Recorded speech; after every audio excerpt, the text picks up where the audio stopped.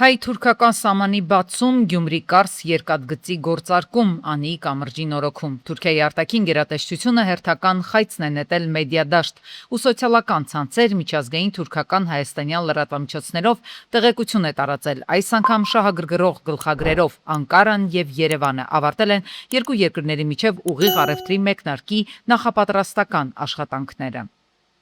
Այս անգամ Թուրքիայի արտաքին գործերի նախարարության պաշտոնական ներկայացուցիչն է հայտնել, թե 2022-ից Հայաստանի հետ հարաբերությունների կարգավորման գործընթացի շրջանակներում իրականացվել են վստահության ամրապնդման մի շարք միջոցառումներ։ Նոր կանոնակարգերի համաձայն Թուրքիայից Հայաստան երրորդ երկրների միջոցով ապրանքները այժմ կարող են որպես վերջնական նպատակակետ կամ ծագման երկիր նշել Հայաստանը կամ Թուրքիան։ Այս համատեքստում մեր երկրի եւ Հայաստանի միջև ուղիղ առևտրի մեկնարկի համար անհրաժեշտ բյուրոկրատական նախապատրաստությունները 2026 թվականի մայիսի 11-ի դրությամբ համարվում են ավարտված։ Առաջինը ընտրություններից առաջ Հայաստանի իշխանություններին աջակցելու նպատակ է հետապնդում, երկրորդը կարծում եմ կարելի է դիտարկել որպես ավանս, որպեսզի ընտրություններից հետո այդ իշխանությունները վերարտադրվեն, այսպես ավելի վստահաբար գնան խաղաղության համաձայնագրի բնականաբար թուրք-ադրբեջանական պայմաններով եւ այս սա փոքրիկ ավանս է, որպեսզի հասարակությունը ավելի հեշտորեն դնա այդ քայլի եւ դա ներկայացվի որպես մեծ հաջողություն։ Թուրքիայի Հայաստանի հետ ուղիղ առևտուր մեկնարկելու նախապատրաստման աշխատանքների ավարտի մասին հայտարարությանն անմիջապես արձագանքեց Հայաստանի արտաքին գերատեսչությունը։ Արտաքին գործերի նախարարությունը դա կարևոր քայլ է որակել երկու երկրների միջև լիարժեք ու բնականոն հարաբերությունների զարգացման ուղղությամբ։ Այդ որոշումը էական է երկու երկրների միջև առևտրի եւ գործարար շրջանակների կապերի ընդլայնման, տարածաշրջանում տնտեսական կապակցվածությունը խթանելու եւ խաղաղության ու բարեկեցության ապահովման տեսանկյունից։ Այն կարող է իր տրամաբանական շարունակությունը ստանալ Հայաստան-Թուրքիա սահմանի բացման ու դիվանագիտական հարաբերությունների հաստատման միջոցով։ Թուրքական իշխանություններն այդ առումով հայտնում են, թե հաշվի առնելով Հարավային Կովկասում կայուն խաղաղություն եւ բարօրություն հաստատելու պատմական հնարավորությունը կշարունակեն իրենց ներդրումն ունենալ տնտեսական կապերի զարգացման եւ տարածաշրջանային համագործակցության խորացման գործում, հանուն բոլոր երկրների եւ ժողովուրդների շահերի։ Եթե Թուրքիան ցանկանում է տարածաշրջանում խաղաղություն հաստատի իրենց պայմաններով եւ իրենց ազդեցությունը մեծանա մեր տարածաշրջանում, նրանք բնականաբար պիտի նաեւ ինչ-որ բան տան կամ խոստանան տալ, այսինքն դա այն մեղրապլիթն է, որը պիտի իրենք ցույց տան, մտրակի պոլիտիկ քաղաքականության մասին է խոսքը, իրենք չեն կարող հենց այնպես առանց որևէ բան տալու միայն պահանջել, սա կարծում եմ այդ խայծն է կամ կոնֆետն է, ինչպես ուզում եք ընկալել, որի դիմաց նրանք իհարկե ակնկալում են ավելի մեծ օգուտ։ Բոլոր դեպքերում պարզ է եւ հասկանալի, որ Թուրքիայի այդ խորամանկ դիվանագիտական քայլերը Հայաստանի համար չէ, որ կատարում են։ Թուրքիան այդ ամենն անում է իր շահերի համար, իսկ նրա շահերից մեկը Հարավային Կովկասում իր գերիշխանությունը հաստատելն է։ Եվ այդ առումով վերջինը Հարավային Կովկասում Հայաստանն է մնացել, քանի որ Թուրքիան այդ ազդեցությունը Վրաստանում ունի, իսկ Ադրբեջանը համարվում է նրա կրտսեր եղբայրը։ Իշխանությունները բնականաբար գնալու են այդքանի, որտեղ իրենք հրճակել են, որ առաջ են շարժում դեպի Եվրոպա, դեպի Եվրամիություն, դեպի Արևմուտք, իսկ մեր բաժին Արևմուտքը Թուրքիան է։ Այսինքն հնարավոր չի լինելու շարժվել դեպի Արևմուտք, վեկտորը փոխել առանց Թուրքիայի հետ, Թուրքիայի պայմաններով ահա այդպիսի քայլերի հերթականություն իրականացնել։ Իդեպ թուրքական սին խոստումների շարքից հայ-թուրքական սահմանի բացման առումով թուրքական կողմը հաղորդում է, թե Հայաստանի եւ Թուրքիայի միջև ընդհանուր սահմանի բացման ուղղությամբ անհրաժեշտ տեխնիկական եւ բյուրոկրատական աշխատանքներ են տարվում։ Գյորջյան Կասկադ 60 ամիս փուլային վճարում բազմաթիվ առավելություններ։ Սոցցանցերի մշտադիտարկման արդյունքում ակնհայտ է դարձել, որ Ադրբեջանի իշխանությունները վանդալիզմի հերթական թիրախ են դարձրել բռնազավթված Արցախի Մարտակերտի շրջանի Վաղուհաս գյուղի զոհված ազատամարտիկների գերեզմանոցը։ Հայտնելով այս մասին Արցախի մշակութային ժառանգության օմբուդսմեն Հովիկ Ավանեսովը նշում է նաև, որ գերեզմանակարերի վրա արկա հայերեն արձանագրություններն ու զոհված ազատամարտիկների պատկերները հստակ ցույց են տալիս, որ թիրախավորվել է ոչ թե պարզապես գերեզմանոց, այլ հայկական ինքնության, ազգային հիշողության եւ հոգեվոր ժառանգության կարևորագույն վայր։ Ավանեսովի խոսքով սա սովորական վանդալիզմ չէ, այլ էթնիկ ատելության վրա հիմնված կանխամտածված գործողություն, որի նպատակը հայկական հետքի վերացումն է ու պատմական հիշողության ջնջումը։ Բաքվի բանտից է Բաբայանը փոխանցում, հիմա այլընտրանք չունի, քան իրավապաշտպաններին եւ աշխարհով մեկ սփռված իր խոսքով բարի կամք ունեցող մարդկանց դիմելը։ Վերջին 3 տարիներին Ադրբեջանի դատարաններում մարդու հիմնարար իրավունքների խախտումներով են ընթանում հայերի այսպես կոչված դատավարությունները, որոնք իրականում Բաբայանի ձևակերպմամբ էթնոքաղաքական վենդետա են մեր ժողովրդի անցյալի, ներկայի ու ապագայի դեմ։ Անհետացել են իմ այստեղ վերաքննիչ դատարան ուղղված նամակ բողոքներից, որպեսզի նաև վերաքննիչ դատարանում վերանայվի այս գործը։ Իսկ մենք դուք գիտեք, որ ուզում ենք դիմենք միջազգային դատարան։ Իմ հաստատումն է դրա մասին տեղյակ պահել 20 թվականի մայիսի 7-ին, ասելով, որ վերջին օրն է դիմումների հանձնման եւ այն իհարկե անակնկալ էր, քանի որ վերջին օրը պետք է լիներ փետրվարի 25-ը եւ այդ ամենը անհետացել է, չկա։ Կարևոր է այնքանով, որ վիճակվի նաեւ եթե անհրաժեշտություն կա բովանդակային իմաստով։ Մյուս կողմից սա կրկին վկայում է նրա մասին, որ Ադրբեջանի իշխանությունները առիթը օգտագործում են, որ միջազգային հսկողությունից դուրս են ընդհանուր առմամբ մնացել եւ պահանջատիրություն չկա, այդ թվում նաեւ Հայաստանի իշխանությունների կողմից։ Մեկուսարանից բանտ տեղափոխման ժամանակ ադրբեջանցիները նաեւ արգրավել են Բաբայանի դատարանում ունեցած վերջին ելույթի ձեռագիր տեքստերը։ Սա էլ Արցախի նախկին արտգործնախարարի համոզմամբ ոչ այլ ինչ է, քան քննադատական բոլոր հայտարարությունները ոչնչացնելու քայլ։ Ով է իմանում, աղ ինչ կլինի հետս, այս դատավարությունը, որ ընթանում է, իհարկե շինծու է, ես կոչ եմ անում, որպեսզի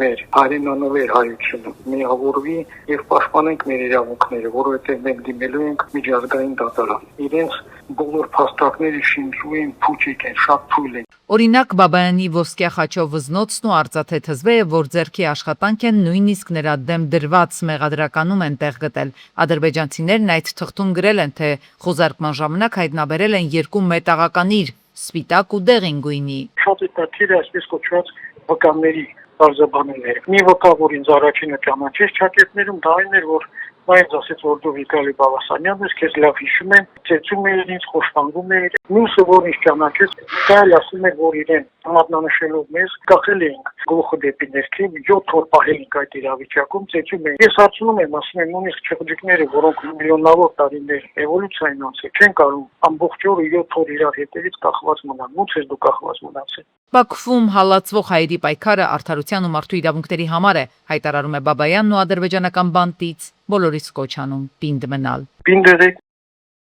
Մեր երկրի օդային տարածքով չվերթների թիվը մարտ-ապրիլ ամիսներին ավելացել է մի քանի տասնյակով Իրանի երկնքի փակման պատճառով։ Տարածքային կառավարման ու ենթակառուցվածքների նախարարությունից ներկայացնելով մարտ եւ հունվար ամիսների տվյալներն ասել են, որ Հայաստանի տարածքով թռիչքների աերոնավիգացիոն սպասարկման օրական հասույթն ավելացել է ավելի քան 1000 եվրոյով։ Ազգային անվտանգության ծառայության արչև դրված խնդիրների լուծման համար պետության բյուջեից սահմանված 3.7%-ի փոխարեն 7.7%-ի վերաբաշխում կկատարվի։ Համապատասխան որոշումը ընդունվել է կառավարության նիստի ժամանակ։ Ընդունած որոշմամբ ազգային անվտանգության ծառայությանը 2026 թվականի բյուջետային տարվա համար սահմանված վերաբաշխման սահմանաչափը բարձրացվեց։ 2026 թվականի պետական բյուջեով Հայաստանի ազգային անվտանգության ծառայությանը հատկացվել է շուրջ 61.6 միլիարդ դրամ եւ գործող իրավակարգավորման համաձայն ազգային անվտանգության ծառայության վերաբաշխման սահմանաչափը կազմում է շուրջ 1 միլիարդ 232 միլիոն դրամ։ 2026 թվականի սեպտեմբերի 1-ից կառավարության որոշմամբ մանկապարտեզներում կկրճատվի դռնապանի հաստիքը։ Փոփոխությունը վերաբերում է պետական եւ համայնքային նախադպրոցական հաստատությունների նոր հաստիկացուցակին։ Նախկինում 2 եւ ավելի խումբ ունեցող մանկապարտեզներում նախատեսված էր առնվազն 1 դռնապան, սակայն այժմ կառավարությունը կարծում է, որ 1 պահակը բավարար է անվտանգության ապահովման համար։ Կրթության, գիտության, մշակույթի եւ սպորտի նախարարությունը պարզաբանել է, որ երեխաների կյանքի եւ առողջության անվտանգության պատասխանատվությունը դրվում է մանկավարժների վրա։ Ավելի վաղ որոշվել էր նաև կրճատել մանկապարտեզների հոգեբանների, լոգոպեդների եւ այլ մասնագետների հաստիկները, ինչը քննադատության պատճառ է դարձել ծնողների եւ մասնագետների շրջանում։ Քննադատները նշում են, որ փոփոխությունների արդյունքում մանկավարժների պարտականությունները մեծանում են, իսկ անվտանգության եւ մասնագիտական աջակցության հնարավորությունները նվազում։ Երևանում փոշու պարունակությունը գերազանցել է սահմանային թույլատրելի կոնցենտրացիան։ Հիդրոթերապևտաբանության եւ մոնիտորինգի կենտրոնը ներկայացրել է մայրաքաղաքում մթնոլորտային օդի որակը տարածքը մայիսի 5-ից 11-ը։ Այսպիսով փոշու պարունակությունը գերազանցել է սահմանային թույլատրելի կոնցենտրացիան կենտրոնում եւ Նոր-Նորքում, չի գերազանցել Արաբկիրում եւ Շենգավիթում։ Օզոնի երկօքսիդի պարունակությունը գերազանցել է սահմանային թույլատրելի կոնցենտրացիան գրեթե ամբողջ չափած կենտրոնում, Արաբկիրում, Նոր-Նորքում, իդեպ չի գերազանցել Շենգավիթում։ Ծծմբի երկօքսիդի պարունակությունը չի գերազանցել սահմանային թույլատրելի կոնցենտրացիան։ Ոստիկանները բացահայտել են կիբերհանցագործության հերթական դեպքը ներքին գործերի նախարարության ոստիկանության տեղեկացմամբ մի խումբ անձինք Արագածոտնի մարզի Կարփի գյուղի առանձնատներից մեկում տեղադրել են մասնագիտացված համակարգչային տեխնիկա եւ հատուկ մշակված ծրագրերի միջոցով իրականացրել խոշորամասշտաբ համակարգչային հափշտակություններ։ Խոզարկության ժամանակ հայտնաբերվել եւ արգրավել են հանցանքի գործիք տեխնիկական միջոցները, համակարգչային տեխնիկան, բջջային հեռախոսներն ու ենթադրյալ հանցավոր գործունեության մեջ օգտագործվող այլ սարքավորումներ։ Հանցավոր խումբը օգտագործել է բարձր տեխնոլոգիական լուծումներ, օրինակ օտարերկրյա մի շարք ընկերություններից ձեռք բերված համապատասխան ծառայություններ եւ հարթակների միջոցով միջազգային հեռախոսային հոսքը համացանցային կապուղիներով ներբեռնել է տեղական հեռահաղորդակցության ցանցեր, ձևակերպելով որպես տեղական զանգեր։ Թվային հետքերը վերացնելու եւ բացահայտման ռիսկը նվազեցնելու նպատակով կիրառվել են քողարկման հատուկ մեթոդներ։ Հանցավոր ճանապարհով ստացված եկամուտները փոխակերպվել են կրիպտո արժույթի։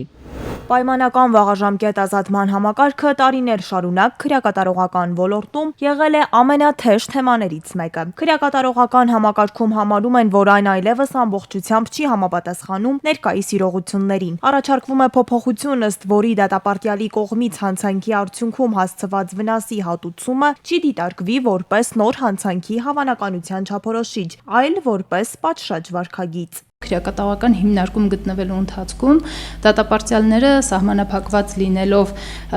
տարածական եւ մյուս բոլոր իմաստներով չեն կարողանում իրապես ունենալ այնպիսի աշխատանք, որի արկայության պայմաններում հնարավորություն կունենան վճարել իրենց կողմից կատարված հանցագործության պատճառված վնասը։ Կարող է դատապարտյալի վրա դատարանի կողմից դրվել պարտավորություն, օրինակ ֆիքսված ժամանակահատվածում մարել հենց քաղաքացիական հայցը։ Նոր համակարգով նախատեսում են անցում կատարել հիբրիդային գնահատման մոդելի, այսինքն պահպանվելու է բալային գնահատումը, սակայն որոշումների հիմքում լինելու են նաև մասնագիտական եզրակացությունները, հոգեբանների, սոցիալական աշխատողների եւ այլ մասնագետների մասնակցությամբ։ Իրավապաշտպանները ընդհանուր առմամբ դրական են գնահատում փոփոխությունները, սակայն զգուշացնում են համակարգը պետք է պատրաստ լինի իրական բովանդակային գնահատման։ Նրանց խոսքով առանց բավարար մասնագետների ռիսկերի գնահատումը կարող է ձևական դառնալ։ Հիմնական առաջարկությունը վերաբերում է բնականաբար մասնագիտական հաստիկների համալրմանը, դրանք կարող են լինել ինչպես հոգեբանները, այնպես էլ սոցիալական աշխատողները, իրավաբանները, այնպես էլ այդ մասնագետների մասնագիտական պատրաստվածության բարձրացմանը։ Քրեակատարողական ծառայությունից վստահեցնում են, թե արդեն ներդրվել են ռիսկերի եւ կարիքների գնահատման գործիքակազմեր, իսկ որոշ հիմնարկներում փորձարկվում են վերասոցիալականացման անհատական ծրագրեր։ Նոր հայեցակարգի հիմնական գաղափարախոսությունը կայանում է նրանում, որ դատապարտյալին պայմանական վաղաժամկետ ազատման ներկայացնելու process-ը սկսելու է առաջին իսկ օրվանից, երբ որ դատապարտյալը արդեն ստանում է այդ կարգավիճակը, մուտք է գործում քրեակատարողական հիմնարկ։ Մասնագետները կարևորում են նաև, որ վերասոցիալականացման գործընթացը չսահմանափակվի միայն քրեակատարողական հիմնարկներով։ Նրանց խոսքով գործընթացում առանցքային դեր պետք է ունենա նաև պրոբացիայի ծառայությունը եւ համայնքային աջակցությունը։ Քրեակատարողական, այսինքն ազատազրկված անձանց վերասոցիալականացումը չի կարող լինել միայն արդարադատության նախարարության կամ քրեակատարողական ծառայության խնդիրը, դա մեր հասարակության խնդիրն է, որովհետև հանցագործություն չկատարելու պատրաստ քաղաքացի ունենալը ի վերջո ապահովում է մեր հասարակության ներքին անվտանգությունը։ Մասնագետների համոզմամբ պայմանական վաղաժամկետ ազատման արդյունավետ համակարգը պետք է հիմնված լինի ոչ միայն պատժի, այլև մարդու հասարակություն անվտանգ վերադարձի գաղափարի վրա։ Օհանովի փողոցում գործող թիվ 179 հիմնական դպրոցի տարածքում հակասանիտարական վիճակ է։ Գարշահոտն ամենուր է, իսկ ամեն օր տասնյակ երեխաներ շնչում են դա, քանի որ այլ տարբերակ չունեն։ Այդ հատվածով են անցնում։ Երեխեքին էս հոտին տանում եք դասի, հետո դասից տուն։ Հա, այնտեղից է գալիս։ Կեղտա ջուրը։ Այստեղից էս ջուրը։ 6 տարի գալիս է, ստեղ խոտեր էին, զանգեցի թաղապետան, տրակտոր բերեցին, այդ խոտերը մատուցի հիմա նորից էլի ակա։ Տրակտորով հարցի լուծում չի, մարդիկ հիմա ոնց են անցնում, Չգիտեմ։ Համաճարակի վտանգ նորորի է ավելանում, հավելում են ծնողները, անընդունելի համարում այս բարձի թողի վիճակը։ Ասում են ջրի կորուստ ունեն, ջրի կորուստ որ ունեք, չեք գալիս տիրություն չեք անում, բան չեք անում, այս չա նշանակում, այս կարգի խայտառատություն։ ամբողջը խցանված է, տեսնում եք։ Ուսատիրում եմ 1-2 ամիս, եթե ոչ ավելի, ու մարդիկ նշում են, որ դիմել ենք բազմաթիվ անգամ Երևանի քաղաքապետարան, Վիոլա ջուր, Մալացիայի քաղաքապետարան, սակայն ձայն բարբարով հանապատիկ չեն ուզում գան այս խնդիրը լուծեն։ Կրթության նախարարություն եք դիմե, քաղաքապետարան, Քաղաքապետարան ենք դիմե, քաղաքապետարան ենք դիմե, ոչ մի հարցի լուծում։ Վիոլա ջուրել։ Վիոլա ջուր, ինչքան, գալիս են մեկը մեկի վրա են։ Քաղաքապետարանի ներկայացուցիչների եւ Վեոլաջուր ընկերության աշխատակիցների ուշադրությունն են հրավիրում։ Ուզում են ի վերջո սայլը տեղից շարժվի, գաշահոտն էլ վերացվի։ Սրանք մայրաքաղաքում տեղի ունեցած առանձնապես ծանր հանցագործության բացառիկ կադրերն են։ Դեպքն ու Վարաշենի խճուղում է եղել։ 35-ամյա Սարգիսը կրակել է 41-ամյա Գագիկ Խախվերդյանի վրա, վերջինը կարողացել է խույս տալ կրակոցներից դիմել փախուստի։ Դա տեսնելով Սարգիսը Mercedes GLA-ով հետապնդել է նրան, վրերթի ենթարկել, համոզվել, որ մահացել է, հեռացել դեպքի վայրից։ Ու մինչև նա ուղղություն է վերցրել Հայաստանի սահման, որպեսզի այն հատի ու անցնի Վրաստան, մահացածի մարմինն անհայտ անձանց կողմից տեղափոխվել է Էրեբունի բժշկական կենտրոն, հետո նրանք հեռացել են։ Բայց Սարգիսը այդպես էլ չի հասել Վրաստան, Իջևան-Դիլիջան ճանապարհին դուրս է եկել երթևեկելի գոտուց, բախվել բետոնե պատնեշին, հայտնվել Աղստև գետում։ Հետո նրան տեղափոխել են Իջևան բժշկական կենտրոն, անհրաժեշտ բուժօգնություն է ստացել ու փորձել հիվանդանոցից փախուստի դիմել։ Սակայն բարեկները բռնել են նրան։ Ոստիկանության Երևանի քրեական վարչության ծառայողները տեղափոխել են Երևան։ Էրեբունու քննիչներն են այս ամբողջը բացահայտել, բարձր մասնագիտական հմտություններ ու պրոֆեսիոնալիզմ են ցուցաբերել։ Դեպքի մյուս հանգամանքները պարզվում են։